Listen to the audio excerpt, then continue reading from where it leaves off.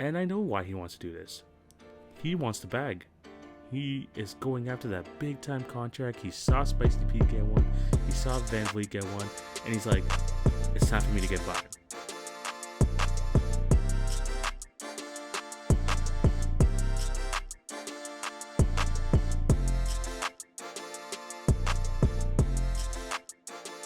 Hello and welcome to the Friday, March 12th edition of the TV on Basketball podcast with your host, TV. Hope you all are having a fantastic day today, and thank you for clicking on to listen or watch this episode today. Kind of messed it up, but let's move forward. Before we start, I have to plug my other platforms. Remember to follow at TV on Basketball on Twitter, Facebook, and Instagram for updates on the podcast and for other awesome content. I've been on Reels, I've been on TikTok. You could see me everywhere now, even Sports Me app. You should go definitely download that as well. I'm everywhere. I'm trying my best to put my content out there, basically everywhere, like I said. And yeah, I'm just continuing to expand, and I'm absolutely loving it. And again, show your support if you're on YouTube. Like, share, and subscribe. That'd be highly appreciated. And for all the podcast listeners, remember to subscribe and leave a review if you're on Apple. Spotify, Anchor, and Podbean listeners, just continue to show your support in any way possible. I really do appreciate it. Over 2,500 downloads. By the time you're listening to this, I believe here in Canada, it's been 1 year. It's been 1 year since the COVID, stuff happened. It's been deemed a pandemic and all that. So yeah, it's been definitely a long year. I'm enjoying the success I've been having on this pod. Over 2,200 downloads just this over the last 365 days. I really do appreciate you guys, and I can't wait to make this content for you. But yeah, again, thank you guys for all your support. I have a great show lineup for you guys today. We're gonna actually talk about that night of COVID and like how everyone felt about that, because we're basically 1 year removed since the NBA postponed it. And yeah, other stuff on the podcast as well. I want to talk about some teams and players I haven't really got too much this season, so I'm excited to talk about that. And we're also going to talk about some other crazy topics. So just sit back, relax, and enjoy. Let's start off with that COVID night, because just over a year ago, the NBA actually deemed was actually the first, probably, I think, North American sports league. I hope I'm right, to actually shut down. And this was because Rudy Gobert, just before a game started, was actually tested for COVID-19, and it kind of was a reality shock to everyone. I remember where I was that night. I was still trying to collect my thoughts, because am I going to go back to school on Monday? Am I not? What's happening? I'm waiting for the announcement from my university for news on that. And as much as I knew that it was coming, what made it really real for me was what happened that night, especially in the NBA season. It shut everything down, and then obviously the other thing that went to my mind was that the Raptors just faced the Jazz as well. So if anyone is them is okay. We still didn't know much about the virus at all either, so we didn't think this was going to be deadly. We're not. Obviously, we're a lot more informed now, but at that time, it was just honestly a crazy, crazy sight.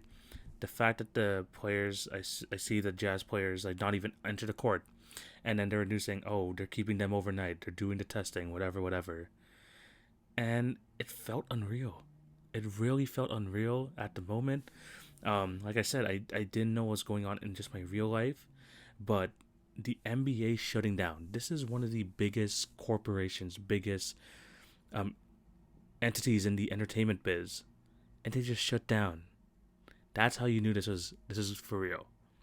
And for all the people, and I already know kind of the reaction to people from high school as well. People were like, "Oh, 2-week break. This is gonna be fun." Look where we are now. And yes, at least the NBA season this year is going forward. Obviously, very limited fans, and it's been a long road, man. It's been a long road for me. I'm assuming for a lot of you as well, some trials and tribulations. Maybe, God forbid, that you guys went through like some hardships and stuff like that. But we're making through it. And we're here today, looking back on that night in the NBA, just shutting down, and not returning until late July. That's what I think that's 4 months. 4 months later, the NBA came back. There was so much speculation, and that kind of what started me back on that podcast grind. Like going into the off season, I remember doing stuff like my top 10 lists. I was doing the Last Dance stuff. I mean, I'm 175 episodes in, and a lot of that has to do with this pandemic. And I'm absolutely loving just doing this, finding ways to make the best out of a bad situation. And I think this is what the situation has done for me. I'm extremely thankful for it. I think I've grown a lot as a person, worked on my work ethic.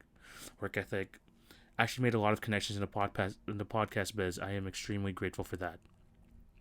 And although, like I said, it sucked. It sucks being in here. I miss going out. I miss seeing friends and family that I haven't seen in months and maybe even a year. But being here right now, I'm grateful. I'm grateful for you, my listeners. I'm grateful for the people in my life, the people I've met, and yeah, you're just excited to go forward. Like I said, I'm excited for the rest of the season, and I'm going to continue to do this. I have the motivation to do so. I am working on stuff on the TikTok, Facebook, Instagram, and all that. I really need to start going back on Twitter, but just looking back on that year, man. I mean, this is just like a weird, just look back, but man, from there, we don't even know if the NBA is going to even finish off its season, to what happened in the bubble, and then that quick 71-day turnaround to this NBA season, and the craziness that's already happened here, man. I mean, it's been insane. I'm extremely grateful for it. And then I want to reiterate one more time, just extremely grateful for you guys for coming along with me on this journey to talk about something I love. I mean, this is not like my main career choice. I'm in the program of social work, but just being here talking in front of a camera with a mic over here gives me joy. And I'm not here for the views, not and stuff like that. I'm learning my way through the business as well. But at the end of the day, I'm enjoying it. I'm excited to learn more, and hopefully, this podcast continues to grow, and you guys join in this journey with me. So, again, thank you guys for all that. But let's start with this week's NBA topics. And the first one I want to talk about, again, is kind of a deep topic. We're going to talk about the Meyers Leonard situation. So the basis of all this was when he was on Twitch live streaming, playing a video game, Meyers Leonard said to a friend an anti-Semitic phrase. I will not be repeating that phrase in this podcast, but I will definitely tell you guys the history of what it entails a bit later on. So yeah, he was caught saying this anti-Semitic phrase against Jewish people, and automatically you saw a lot of reports coming from the NBA that they were doing an investigation on it. The Miami Heat are doing their own investigation, and we didn't know what was going to come next, because this phrase I don't think actually a lot of people knew about. And he said it, and he kind of said it so regularly and stuff like that. And yeah, just the next following days were just kind of crazy. I mean, he said an apology. The Miami Heat obviously were going to an investigation along with the NBA, and they came to the conclusion that he was going to be fined $50,000 from the team, and will be away from team facilities for the rest of the year. Oh no, for the rest of this week, or for a week. And the thing about Meyers Leonard is, he's already out for the rest of the year. He wasn't going to be playing anyway, so being on Twitch, obviously, just trying to find time, for yourself and stuff like that. But you got to be very careful with what you say. And I think that's the main thing I want to go into here, is that when you have a platform like these athletes, even if you're a bench player, you are still in the public eye. And you just have to be extremely careful with what you say. Especially when cancel culture here is running rapidly. I do not agree with it in any way, shape, or form. But, I mean, it's extremely bad what he said, and there's no excusing it. This wasn't like a slip up. And this type of thing is not something you would add into a conversation and mistake it for something. No. He deliberately tried saying this. I think from the way he said it, feels like it's like a normal occurrence, a normal thing he says in his life. And it's something that we need to call him out for. Canceling someone is not the answer, but we need to educate. And you could tell that, the outpouring of the Jewish community against after what happened here. You even saw Julian Edelman, wide receiver of the New England Patriots, send basically a letter on Instagram writing to Meyers Leonard, that he's probably like getting a lot of these hate mails and stuff like that, and he's not excusing it. Julian Edelman, being Jewish himself, is not excusing it, but he is trying to educate and not cancel, which praise to him. I mean, good to him for doing so, and hopefully Meyers Leonard, although he put an apology, obviously that was something that was going to happen. He learns from this. And this could be a message sent to basically anyone, especially like in those game chat lobbies.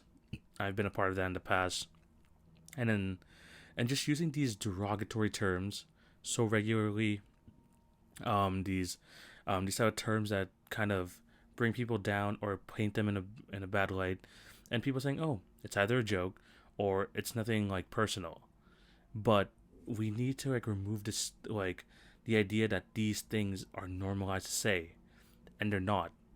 We can't be saying like, "Oh, chink is the right word to call an Asian." No, that's just not right. I've talked about this in the Jeremy Lin podcast. I believe it was last week or a week before.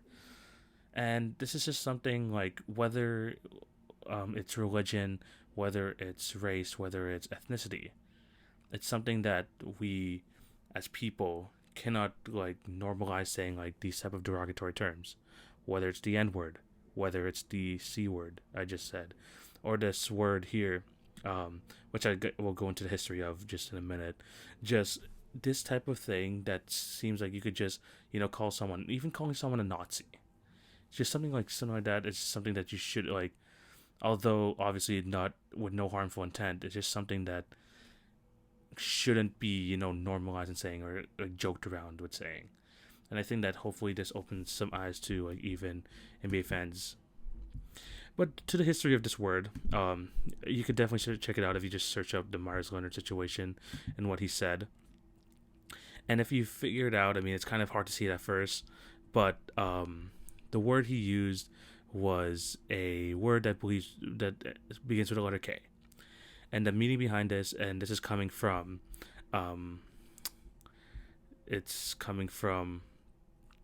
what's it called? I think a Jewish newsletter. I think this is a Jewish newsletter that he's talking about. Oh, it's called the Jewish Times. And he basically says, the writer of this says that he suggests that Jewish immigrants, not knowing the Latin alphabet, signed their entry forms with a circle rather than a customary X, which signifies Christianity. On this theory, Ellis Island immigration inspectors began calling such people that word, Kikels, yeah, and the term is shortened to as time has passed by. So, if people don't understand, again, it's just a derogatory term to call someone who is Jewish. It's unright, and again, just stop normalizing these words and being able to say it. It's harmful. It's bringing down a race, a group of people, and that's not what we're about here. That's not exactly what we're about, and we need to educate ourselves that which one, like, what words shouldn't we say? Is there something in our regular lives that is kind of anti-oppressive, that shows some kind of prejudice? We need to look ourselves in the mirror as well, because this could happen to any one of us. Obviously, this happens probably around the world, but looking at this Meyers Leonard situation, hopefully he learned something, and hopefully people who actually follow the situation learn something new as well, because I definitely did. I didn't know this word existed, and looking into it and looking into its history, I understand kind of the effects on it, especially on the Jewish community, and I'll definitely look out for it. I'm not going to say it, like I said, and yeah, I'm glad that, nothing too strict with Meyers Leonard. I mean, I don't think he deserved to get kicked out the league, but getting some sort of discipline. Julian Edelman coming out, in a way of trying to educate him, as well as not canceling him, was also great too. So hopefully this situation gets better. Hopefully Meyers Leonard learns from this, and again, just hopefully we don't see more of this coming forward, because a lot of different groups are being attacked right now, and it's just not right.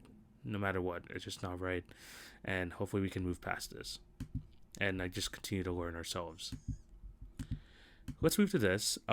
Back away from the stuff outside the basketball world, although it's in the basketball world and needs to be talked about. Let's talk about Lamarcus Aldridge, because this week he has been in a lot of trade rumors. And this comes from, I think, the day after the All-Star break, where Greg Popovich basically came out and said that the team and Lamarcus Aldridge have mutually agreed that until his situation is figured out, whether it's by trade or buyout, they're not going to be playing him. So the Spurs have made their intentions clear. They're not going to be playing him just in case he gets injured until a buyout or a trade happens. This is basically the same idea, that Blake Griffin had to go through Andre Drummond in that sense. So this has been actually pretty common this year in the NBA. So far this year, Marcus Aldridge starting 14-4 this year, 14 points, 4 rebounds. And I think just to buy his play style and stuff like that is something that a lot of teams would want. He has that lethal mid-range shot. He knows how to work down in the post. And yes, is he still the old defender he was? No. But he's still a big body, can grab a couple of rebounds, not too much, especially this late into his career. But he is just that consistent offensive threat I believe a team would, go after. And it's not like it's someone who, completely fell off. This guy was just an all-star, I think, 2 or 3 years ago.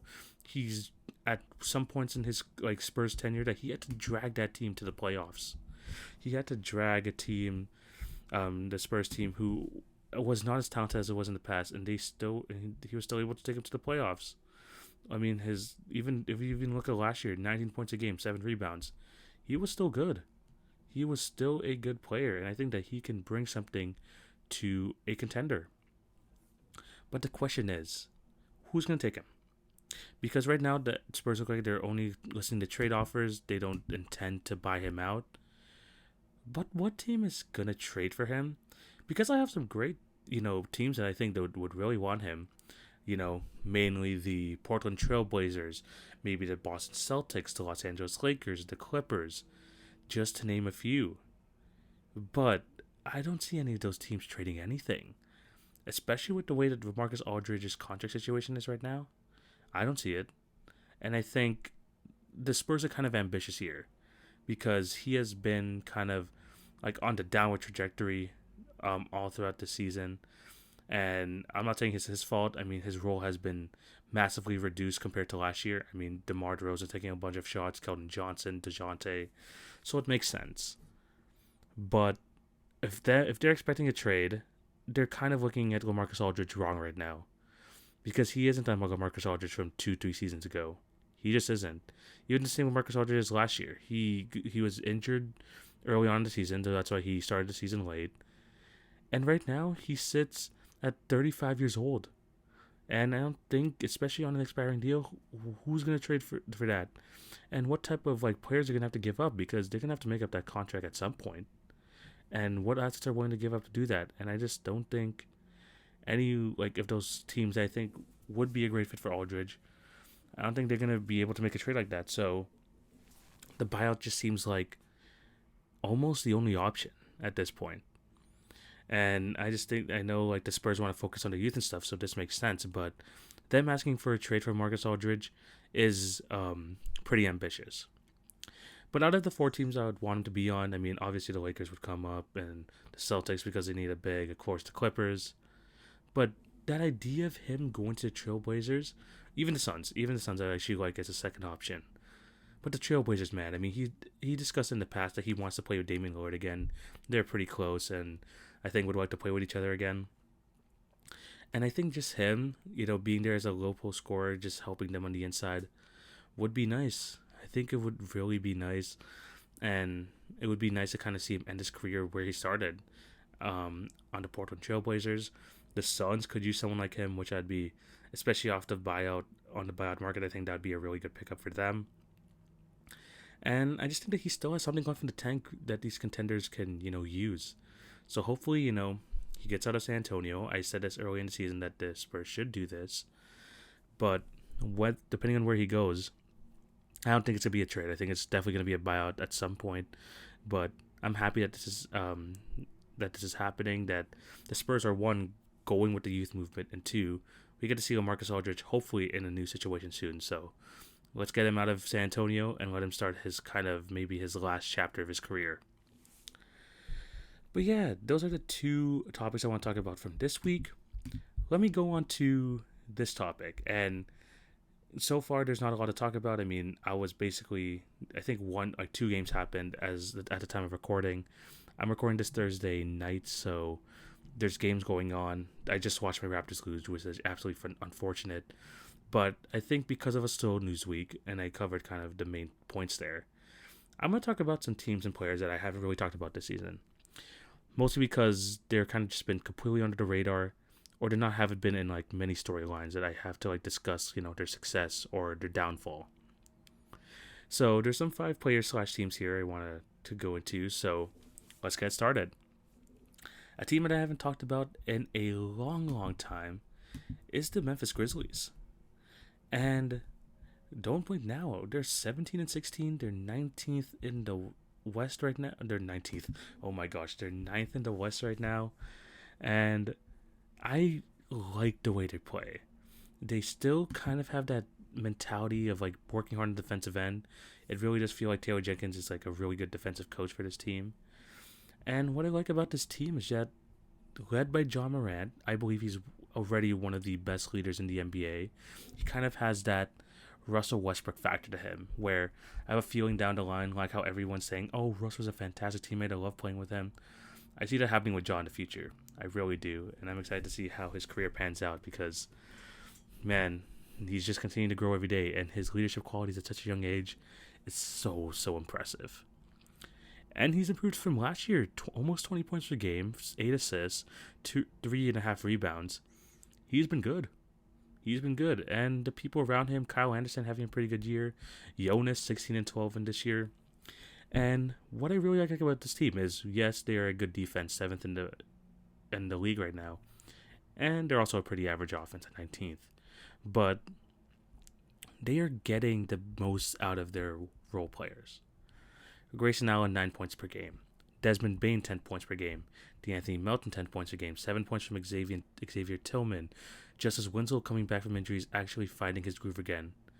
And they're just getting production. Like, you look at the players on this bench and you're like, who? That's what I'm saying. And now they're actually like putting in work. And they're all like working for each other. It feels like this team has really no ego. And they play well together. Even though they're not the most talented roster, they still play well. Dylan Brooks averaging 16 points a game this year. I mean, I still am not a big fan of this game, even though he is Canadian, but he's still playing pretty decently this year. And I just think that there's a lot of, positive things you could bring with this team, and just let them continue together, let them continue to grow.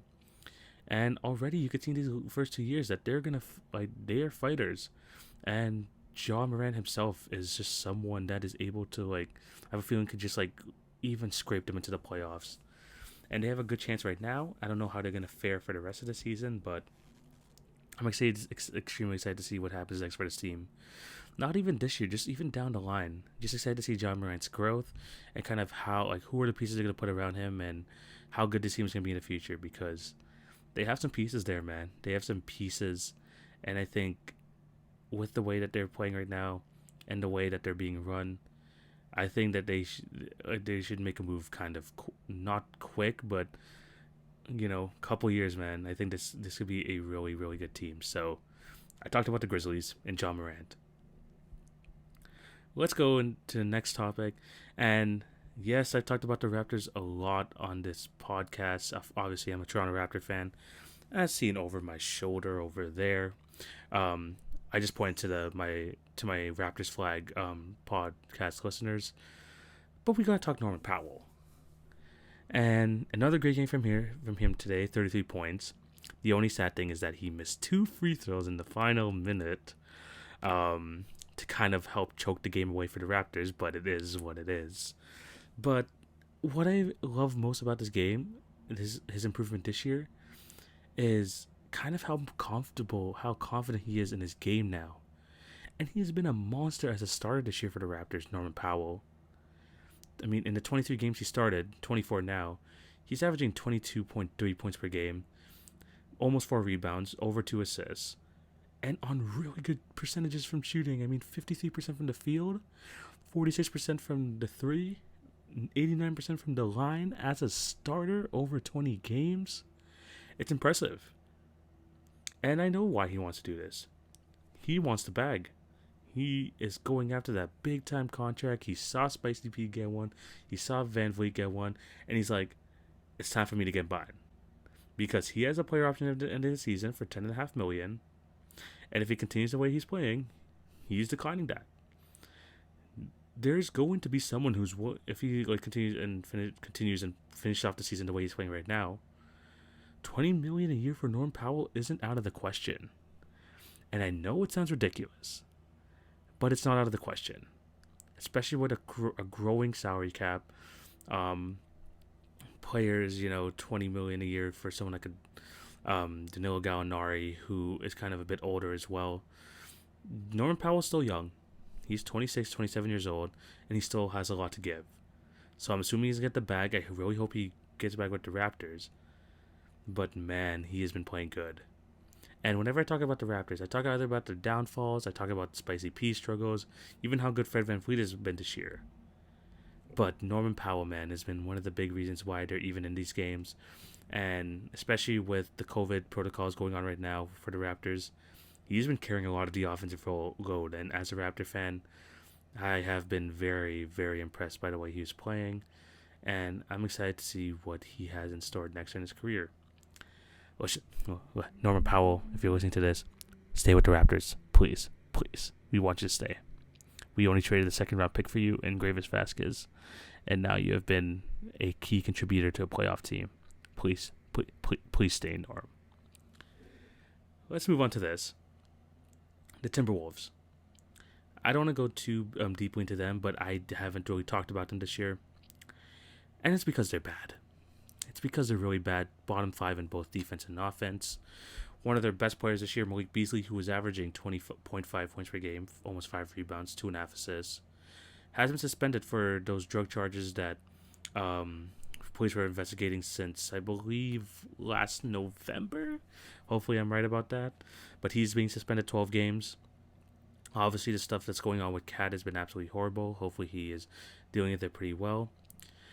This team has just been extremely unlucky, honestly. I mean, I believe it's still single-digit games where we've seen both D'Lo and Cat on the floor, which is absolutely ridiculous. I think there's still some nice young pieces on that team. Obviously, Anthony Edwards, 14 points a game here this season. I mean, they have some young players, but I just feel like there's just no direction. Like, what is this team? Are they a team that runs through Cat? Not really. I think they don't give Cat the ball enough times. Are they a team that passes the ball a lot? No, not really. They are one of the worst. They're a middle of the pack team in terms of assists. And it's just like one of those things that this team has been bad for so long. They haven't made the playoffs since 2004. And this is something that if you can't make the playoffs even once in a league where half the teams go to the playoffs, it ain't right. There's something wrong with the higher ups. There's something wrong with management, ownership, whatever. Because this has been a trend for 16 years as we've seen like stars filter out of that system. Kevin Love, Andrew Wiggins couldn't reach his full potential on the Timberwolves. You even look back a bit further, Latrell Sprewell. You can even keep Kevin Garnett around. Like, there is just something about Minnesota that no matter what, even if things seem like they're going to go great in the future, it just doesn't. It just doesn't. And if anything, the only talking point I had about them this season was that Anthony Edwards stunk on Utah. And ever since then, not much. Not much. And a lot of that is because they're bad. It's because they're bad. So, I don't know what the Wolves are going to do next. They're probably going to be having another shot at a number 1 pick this year by the way things are going. And what sucks about them is that if it doesn't fall in the top 3, they don't even get the pick because the Warriors have it. So it's even a double whammy. Like, they just got to hope they get the first or second or third pick, because if not, the Golden State Warriors are going to continue to add to that roster, which is insane, but that's what's happening right now. And the Timberwolves, good luck to you guys and to whatever little fan base you have over there. let's move on to this. A team that I also haven't talked about much. Another average team. If anything, I'm going to mention this guy maybe once or twice a week on my TV's Daily NBA Recap, which you should go check out on TikTok at TV on Basketball. But I'm going to be talking about the Chicago Bulls. And the thing about them this season is that they're average. they're really just an average team, especially out in the East, which is pretty common over there. But they've just been an average team. Right now they sit 16-19, which is 11th in the Eastern Conference, and it's been the Zach LaVine show. 28 points per game, 5 rebounds, 5 assists, and obviously it's his first All-Star season as well. And the thing about this team, like with the Chicago Bulls, is that if they are on that night, they are on. But the thing is that it's very balanced out by like really good offensive performances, like up here, to some really bad offensive performances, which is down there. And a lot of what's been going on with the Bulls right now and why they're not doing so well is another year just ravaged with injuries. Like Zach LaVine, I think, missed very few games, if not none of them. But Lauri Markkanen, only 14 games this year. Wendell Carter in the 20s. You also see people like Kobe White who, actually no, they both played their full seasons, but you have that. You have people like Otto Porter who've been in and out of the lineup. It's just been unfortunate for them. And I think that they can honestly be a top 8 team in the East if they could just stay healthy. Because people like Wendell Carter and Lauri Markkanen, it feels like it's Groundhog Day at this point. Like you just expect that they're going to have some sort of injury in the season, and they're not going to be, and the Bulls are not going to be able to see how their young core fits long term because they just can't stay on the floor. And the thing is, the Bulls have talent. I mean, Patrick Williams, although he was a questionable pick to start off with, he hasn't been bad this year. 10 points per game, 4.8 rebounds, 1 assist. He's doing his thing. Continue to figure out the NBA. Like I said, Markkanen and Carter will just never stay on the court. And what I think the biggest difference was, because the Bulls last year weren't good. And I think the biggest difference here was that the fact that they finally have found a competent coach. Something they have been longed for so long under the Jim Boylan era. It's been bad. I know Bulls fans, it's been bad. But getting Billy Donovan, although I don't think is one of the best coaches in the league, he's competent, which Jordan Boylan wasn't. And now they're a pretty average team. I think they could be a top 8 seed if everyone was healthy. But the Bulls are fun to watch, especially when they're on. Zach LaVine, like I said, 28, 5-5, the star of the show. He's looking better and better every year. I just think that this is a fun team to watch. They are definitely must-watch basketball. But the thing is can they have sustained success? Which, by the way, the injuries are looking, and by just kind of the history of the team especially over the last 5 to 6 years, I highly doubt that's going to happen. Final team I haven't really talked about much. The only time I probably put him, I even give him a mention is because of my power rankings. But the Milwaukee Bucks. I don't talk about them a lot. Why? Why don't I talk about Giannis a lot? It's because we're waiting for the playoffs. It's been documented over these last few years with the Milwaukee Bucks that, look, they can be a top 2, top 3 seeds. I think that's basically a guarantee at this point. Maybe not this year, but that's basically a near guarantee, especially with Giannis leading the charge. But the reason we're not talking about the Bucks or or Giannis himself is that, look, we're waiting for you to see what's going to happen in the playoffs because you're going to have ridiculous MVP stats every single year, but can you get it done when it matters? And we have still yet to see that. Another reason why we haven't really talked about them is that Giannis, I think, is not even a top 5 MVP candidate. Maybe somewhere between the 6 to 8 range. I'm not 100% sure, but definitely something we need to improve on. I mean, at least, he needs to improve on just getting better in the playoffs. And it's not like they've been bad on either side of the ball. I mean, 5th on offense, 12th on defense, which is a bit underwhelming, especially from what they've been doing these last few years. But they just haven't been the world beaters that we're so accustomed to. I think the one time I even talked about the Bucks is when they're on a 5-game losing streak. And that just shows you that, look, I do not buy into any of the success that the Bucks have in the regular season. Just because we've seen this story multiple times. Giannis MVP gets to the second round or third round, and what happens? Poof, gone once again. I mean, they had full control of that Toronto series when Toronto won the championship, when they were up 2-0. I think it was 2-0 or 2-1, whatever it was. They had a chance to seal it off there. They couldn't do it. When they go up against the Miami Heat last year, they couldn't do it. So it doesn't matter what these guys in the regular season. It doesn't matter that Giannis is All-Star Game MVP and averaging 29, 11, and 6. That doesn't matter. What can you do for me in the playoffs? That is the thing with this Milwaukee Bucks team. Can they do it? Is this team equipped to do so? And I don't even consider them in the top 2, to be honest. You know, I trust what they have going on in Brooklyn because of their star power. And then the 76ers, I just think, are a more cohesive unit. I think they have a better coach. And I think that they're probably more well-equipped for a deeper playoff run than these Milwaukee Bucks. And it's not like, I'm not saying that these guys around Giannis are scrubs. I mean, Drew Holiday missed a lot of games because of COVID. But, he's back. 15 points a game this year, 5 assists, 4 rebounds. Another great season for Chris Middleton, basically 21, 6, and 6. But none of this matters until we see what the Bucks do later on down the line. Are they going to make a trade? I'm not sure. Do I think they're going to even make it as far as even further? I'm not sure. But what I know about this is that, look, and I'm going to tell you this right now, unless something crazy happens, like a trade or some sort of like injury, which I'll briefly mention, I'm not talking about the Bucks. I'm not going to talk about these Bucks. I am going to talk about them winning the playoffs, and there might be another second round exit. But I'm not going to be talking about the Bucks right now. We've seen enough regular season success, and we're not that impressed. Just because we know you're a good team, we know you're a good regular season team. But the playoffs are where it counts, and Giannis hasn't been able to reach the pinnacle just yet. So that's definitely something to look out on. Are they going to be able to do it? That's probably something for a whole other episode, but I don't think so right now. Let me know down below in the comment section what you guys think.